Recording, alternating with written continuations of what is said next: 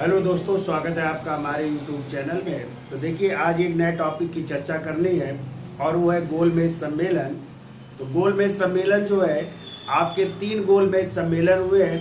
पहला गोलमेज सम्मेलन जो प्रारंभ हुआ 12 नवंबर 1930 से लेकर के 19 जनवरी 1931 तक, और इसमें कांग्रेस का कोई भी प्रतिनिधि भाग नहीं लेता है।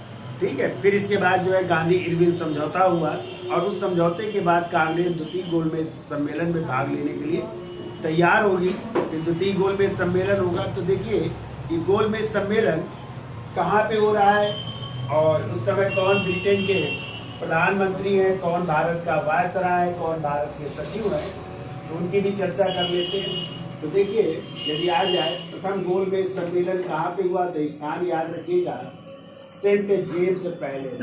सेंट जेम्स पैलेस, और सेंट जेम्स पैलेस आपका था लंदन में। ठीक है, लंदन में हुआ। इस समय जो है ब्रिटिश सम्राट, यदि पूछा जाए कौन थे, देखिए इस समय ब्रिटिश सम्राट हैं जॉर्ज पंचम। जॉर्ज पंचम। आ जाए ब्रिटिश प्रधानमंत्री कौन है, तो ब्रिटेन के प्रधानमंत्री हैं, उनका नाम है रैमजे मैकडोनाल्ड। Ramsay MacDonald. आ जाए भारत के वायसराय कौन है, देखो भारत के वायसराय हैं लॉर्ड इरविन। Lord Irwin. और आ जाए भारत सचिव कौन है इस समय, देखो भारत सचिव हैं पेज वुड है। तो भारत सचिव लिख लो, पेज वुड।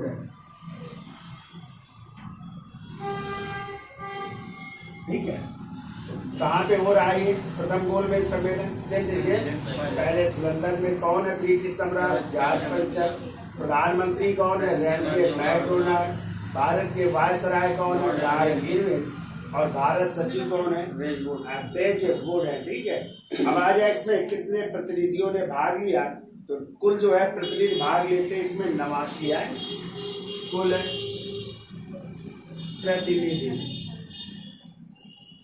प्रतिनिधि है 89। और 89 में यदि आ जाए ब्रिटिश भारत से कितने हैं? ब्रिटिश भारत से हैं 57 प्रतिनिधि ब्रिटिश भारत से।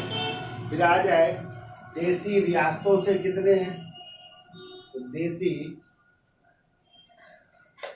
रियासतों से जो है 16 प्रतिनिधि भाग ले रहे हैं। और बाकी जो है ब्रिटेन के प्रमुख राजनीतिक दल के, ब्रिटेन या ब्रिटिश राजनीतिक दल के सदस्य, राजनीतिक दल के सदस्य, तो बाकी बच रहे हैं उनकी संख्या है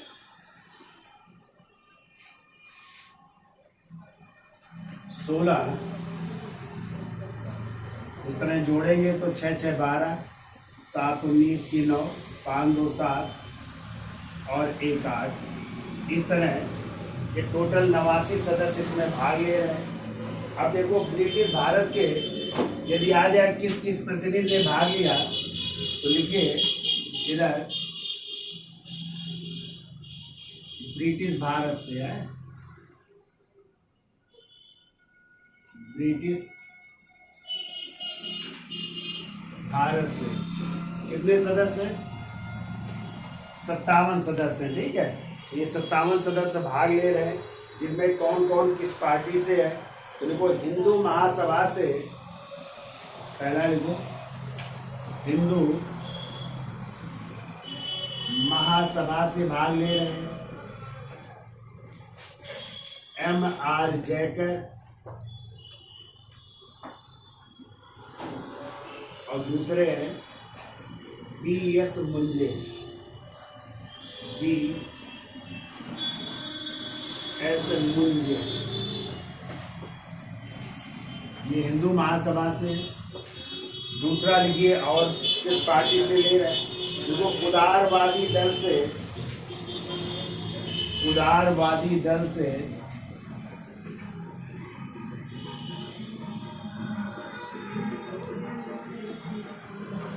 CY चिंतामणि। दूसरे लिखिए तेज बहादुर शप्रू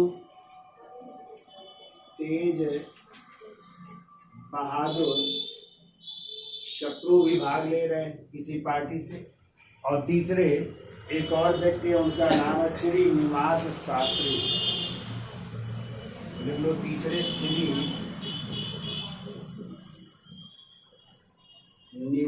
शास्त्री। फिर लिखिए मुस्लिम लीग से, देखिए कौन कौन भाग ले रहा है। मुस्लिम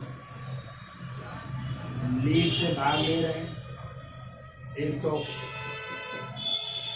आगा खां भाग ले रहे हैं, तो मुस्लिम लीग से लिखिए आगा खां है। मोहम्मद अली जिन्ना है, मोहम्मद अली जिन्ना। तीसरे लिखिए फजलुल हक है, फजलुल हक है। चौथे लिखिए मोहम्मद समी है। तो ये जो है आपके जो है, और एक है अली जौहर भी है, उनका भी नाम लिख लीजिए, अली जौहर।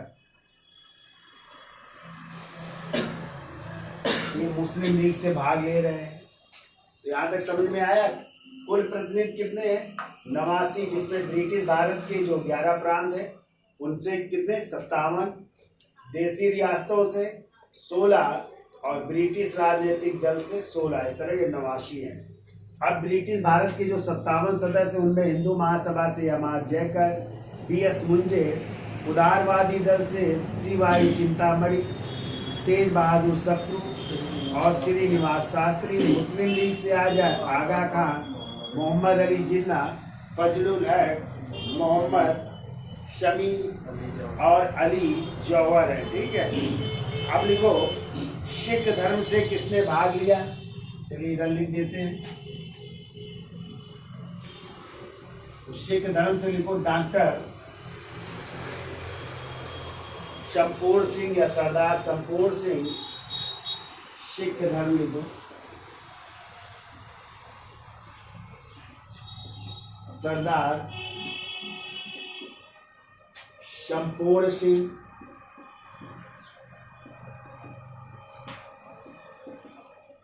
और दूसरे हैं सरदार उज्जवल सिंह, सरदार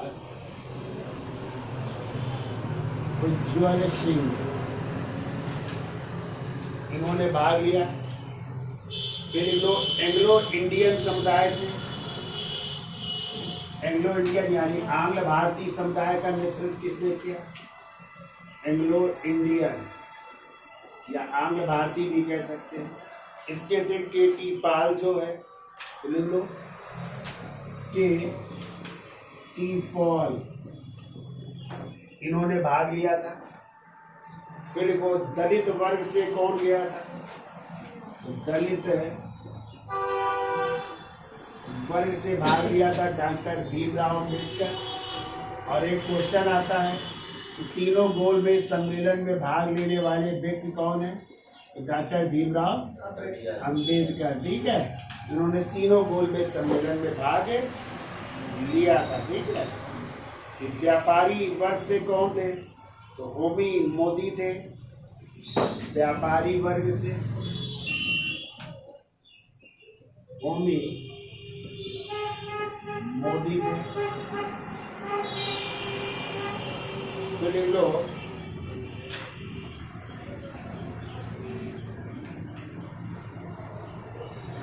अन्य में सुंदर सिंह मजीठिया भी थे। अन्य में लिखिए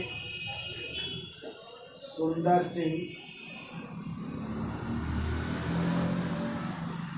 मजीठिया।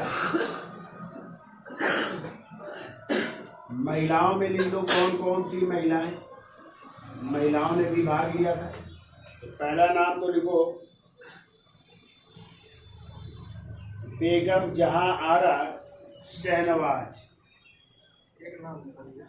बेगम जहां आरा शहनवाज पहला नाम लिखो। बेगम जहां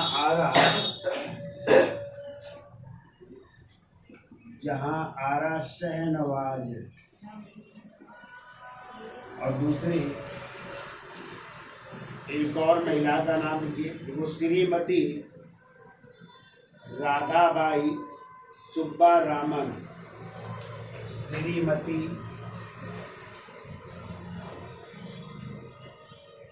राधा बाई सुब्बारामन। महिलाओं की तरफ से थी। जबकि कांग्रेस से पूछा जाए तो कांग्रेस ने इसमें भाग नहीं लिया था। याद रखिएगा, इसमें भाग नहीं लिया, यानी कांग्रेस का कोई भी प्रतिनिधि प्रथम गोलमेज सम्मेलन में भाग नहीं लेता है। ठीक है, कोई भाग नहीं लेता है। ठीक, तो ये तो थे ब्रिटिश भारत से इस तरह 57 सदस्य हैं। इनको नोट कर लो, इसका स्क्रीनशॉट ले लो, फिर आगे चलते हैं। अब देखिए देसी रियासत से, तो देखो देसी रियासत से 16 प्रतिनिधि जा रहे हैं। 16 प्रतिनिधि।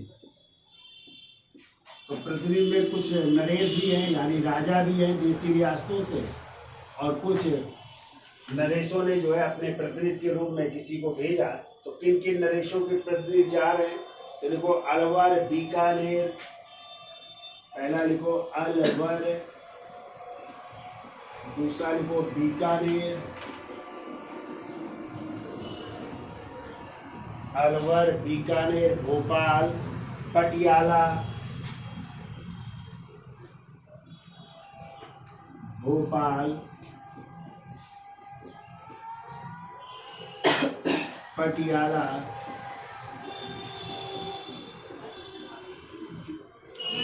बड़ौदा,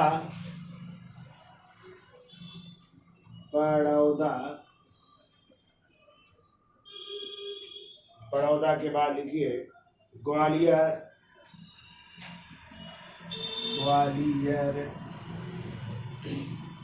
लिखिए मैसूर। इस तरह अलग अलग देसी रियासतों के प्रतिनिधि या वहाँ के जो राजा थे वो जो है इस गोलमेज सम्मेलन में भाग ले रहे हैं। ठीक है, अगला पॉइंट लिखिए इस सम्मेलन में पहली बार ब्रिटिश शासकों द्वारा इस सम्मेलन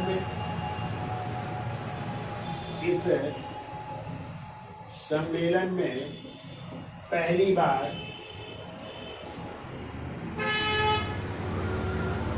भारतीय शासकों द्वारा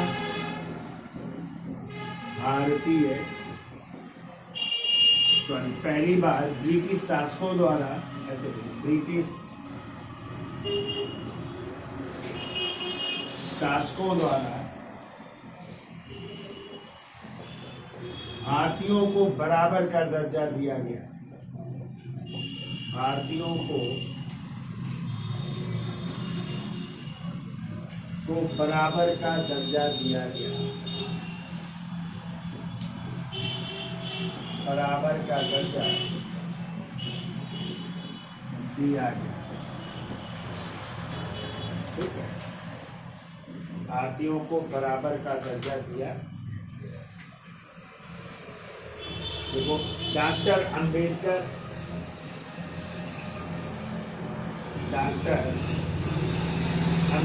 यानी भीमराव अम्बेडकर ये जहाज से गए थे। देखो वायसराय ऑफ इंडिया जहाज से गए, वायसराय शराय ऑफ इंडिया,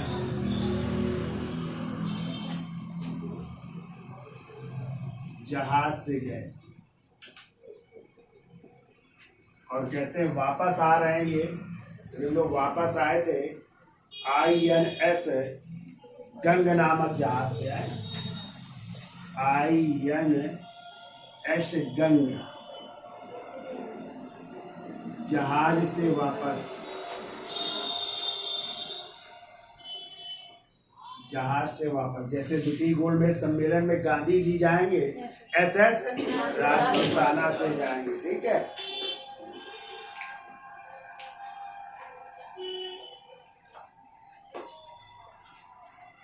तो इस तरह ये जो है, जब कांग्रेस ने इसमें भाग नहीं लिया तो ये सम्मेलन कैसा रहा, असफल रहा। और इस कारण जो है भारतीय नेताओं से वार्ता के लिए अब एक समझौता होगा, जो किसके बीच होगा, गांधी और इरविन के बीच होगा। कब होगा, 5 मार्च 1931 को। इसी को कहते हैं गांधी इरविन समझौता, या इसी को दिल्ली समझौता के नाम से जाना जाता है, ठीक है। रीडिंग डाल लीजिए, गांधी इरविन समझौता, इसका स्क्रीनशॉट ले लो। तो देखिए, जब कांग्रेस प्रथम गोलमेज सम्मेलन में भाग नहीं लेती है तो कांग्रेस और ब्रिटिश सरकार के बीच जो है एक मध्यस्थता का कार्य किया जाता है। और इस मध्यस्थता का कार्य किया था तेज बहादुर सप्रू और यमार जैकर। और जितने भी कांग्रेस के जो गिरफ्तार किए गए थे लोग, उनको सबको क्या कर दिया गया, रिहा कर दिया गया, ठीक है। तो कांग्रेस की तरफ से वार्ता के लिए किसे चुना गया, गांधी जी को चुना गया। और गांधी और लॉर्ड इरविन के बीच वार्ता हो रही है 26 जनवरी 1931 से शुरू हो रही है। 26 जनवरी 1931 से शुरुआत हो रही है वार्ता की। और ये वार्ता किसके किसके बीच हो रही है, तो वार्ता हो रही है Gandhi ji plus viceroy Lord Irwin के बीच, लॉर्ड इरविन के बीच। और कहते हैं इसमें मध्यस्थता कराने का, यानी कांग्रेस और सरकार के बीच मध्यस्थता का कार्य किसने किया था, तो याद रखिएगा मध्यस्थता का कार्य किया था सर तेज बहादुर सप्रू, तेज बहादुर सप्रू। और ये दूसरे नेता थे MR जयकर, MR जयकर। इन्होंने मध्यस्थता का कार्य किया था। और ये वार्ता जब शुरू हुई 26 जनवरी 1931 को, और ये वार्ता जो है अंतिम रूप से जो है निर्णय लिया जाता है 5 मार्च 1931 को। और इसी समझौते को नाम दिया गया गांधी इरविन समझौता, या इसी का दूसरा नाम है दिल्ली समझौता भी कहते हैं, ध्यान रखिएगा। क्योंकि दिल्ली में बैठक हो रही तो समझौता क्या नाम दिया गया, दिल्ली समझौता नाम दिया गया। तो कहते हैं इसका प्रारूप जो है, इस समझौते का प्रारूप किसने तैयार किया था, क्वेश्चन बहुत पूछा जाता है। तो इसका प्रारूप तैयार किया था हर्बर्ट इमर्सन ने तैयार किया था, ठीक है, याद रखिएगा। हर्बर्ट इमर्सन ने तैयार किया था, इसका प्रारूप तैयार किया था, ठीक है।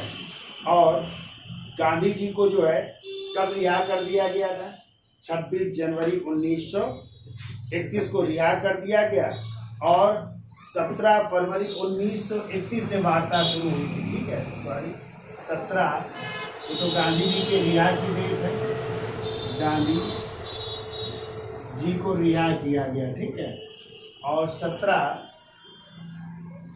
फरवरी 1931 से वार्ता शुरू हो रही। और कब ये जाकर के समाप्त हो रही, 5 मार्च 1931 को समाप्त हो रही, ठीक है। अब इस समझौते को जो है एक क्वेश्चन आता है, किसने जो है 2 महात्मा की संज्ञा दी है, ठीक है। यानी गांधी इरविन समझौते को किसने 2 महात्मा की संज्ञा दी है, तो सरोजनी नायडू ने। तो लिख लेना, सरोजनी नायडू ने गांधी प्लस इरविन समझौते को 2 महात्मा की संज्ञा दी है। दो महात्मा की संज्ञा दी।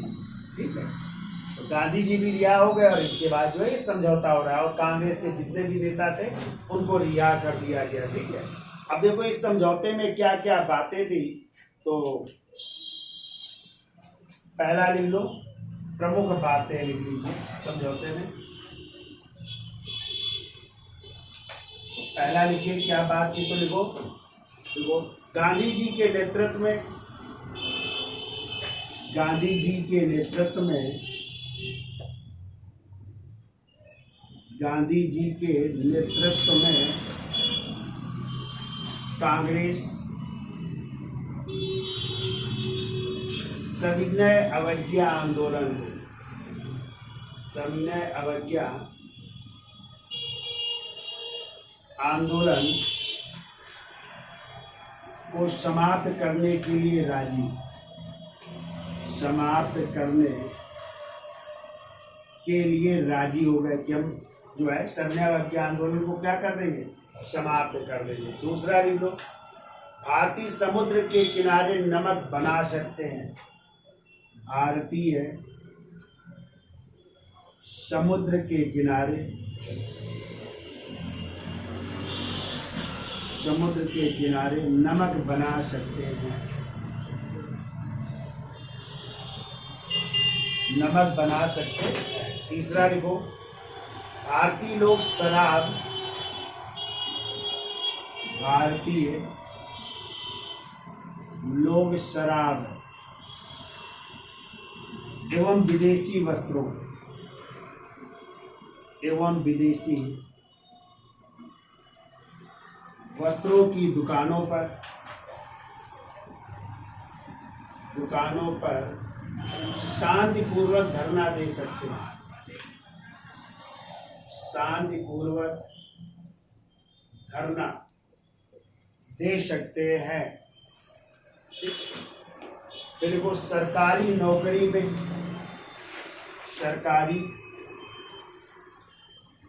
नौकरी में त्याग पत्र देने वाले, सरकारी नौकरी से त्याग पत्र देने पर उन्हें वापस लेने में, त्याग पत्र देने पर उन्हें वापस लेने में, उन्हें वापस लेने में सरकार उदारता दिखाएगी, सरकार उदारता दिखाएगी। तो ये सब बातें होती है इस गांधी इरविन समझौते में, और कांग्रेस जो है इसी समझौते के तहत किसमें तैयार हो जाती है, द्वितीय गोलमेज सम्मेलन में भाग लेने के लिए। देखो द्वितीय गोलमेज सम्मेलन में भाग लेगी कांग्रेस, द्वितीय गोलमेज सम्मेलन में भाग लेने को तैयार, कांग्रेस भाग लेने को तैयार, द्वितीय गोलमेज सम्मेलन में कांग्रेस भाग लेने को तैयार हो जाती है। ठीक है, यहां तक समझ में आ गया। तो देखो गांधी इरविन समझौते के लिए गांधी जी को कब रिहा किया गया, 26 जनवरी 1931 को। कांग्रेस और ब्रिटिश सरकार के विरुद्ध मध्यस्थता का कार्य किसने किया, सर तेज बहादुर सप्रू और यमाल जयकर ने।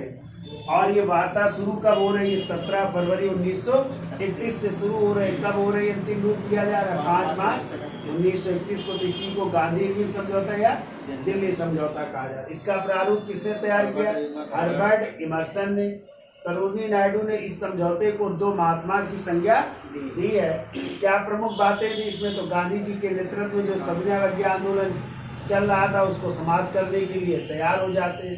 भारतीयों से कहा गया वो समुद्र के किनारे क्या बना सकते हैं, नमक बना सकते हैं, तथा भारतीय लोग शराब एवं जो विदेशी वस्त्र की दुकानें हैं वहाँ पे शांतिपूर्वक धरना प्रदर्शन कर सकते हैं।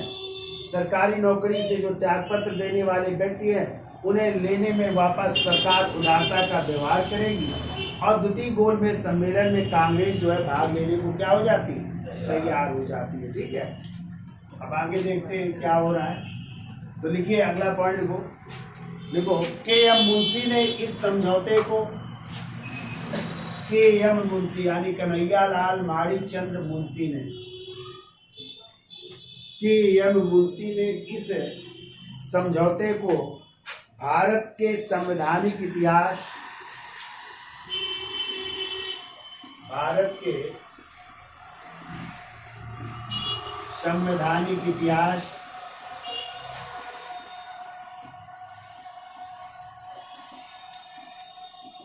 भारत के संवैधानिक इतिहास की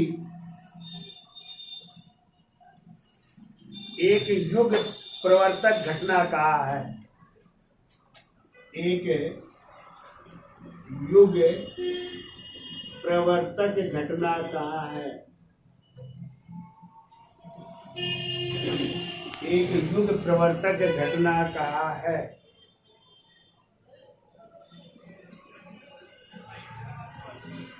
अब देखो अगला पॉइंट लिखो, देखो गांधी इरविन समझौते, गांधी इरविन समझौते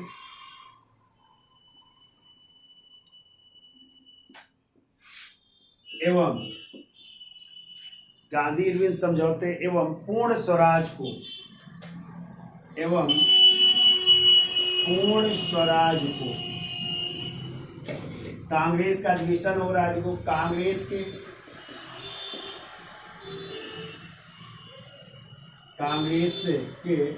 जो हो रहा है 26 से 29 मार्च 1931 कराची में हो रहा है, और इसके अध्यक्ष हैं सरदार वल्लभ भाई पटेल, सरदार वल्लभ भाई पटेल। तो यहाँ पे इन दोनों समझौते को क्या कर दिया जा रहा है, अनुमोदित कर दिया जा रहा है, अनुमोदित कर दिया गया, हम बोल देते हैं अभी। तो लिखिए आप लोग, देखो गांधी इरविन समझौते व पूर्ण स्वराज को 26 से 29 मार्च 1921 को चलने वाले 26 से 29 मार्च 1921 को चलने वाले कराची कांग्रेस के वार्षिक अधिवेशन में, कराची कांग्रेस के वार्षिक अधिवेशन में अनुमोदित कर दिया गया। कराची कांग्रेस के वार्षिक अधिवेशन में अनुमोदित कर दिया गया। इस कराची अधिवेशन की अध्यक्षता सरदार वल्लभ भाई पटेल ने की। इस कराची अधिवेशन की अध्यक्षता किसने की थी, सरदार वल्लभ भाई पटेल ने की। अगला पॉइंट लिखो, देखो कराची अधिवेशन में, कराची अधिवेशन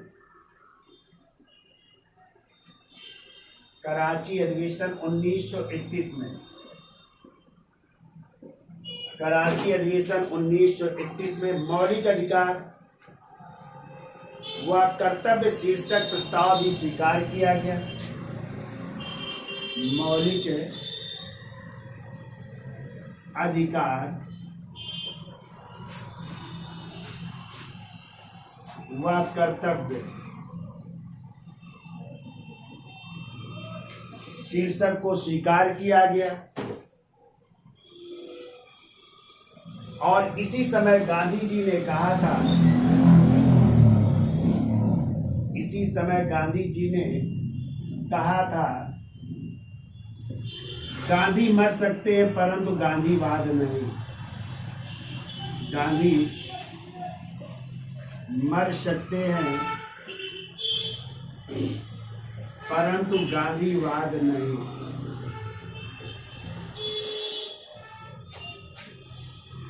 गांधी मर सकते हैं परंतु गांधीवाद नहीं। ध्यान रखिएगा। कब कहा था? इसी कराची अधिवेशन में। ठीक है, अगला पॉइंट देखो गांधी इरविन समझौते में, गांधी इरविन समझौते में भगत सिंह, राजगुरु और सुखदेव, भगत सिंह, राजगुरु व सुखदेव की रिहाई के बारे में कुछ नहीं कहा गया था, कि रिहाई के बारे में कुछ नहीं कहा गया था। मतलब इस पर चर्चा ही नहीं हुई थी।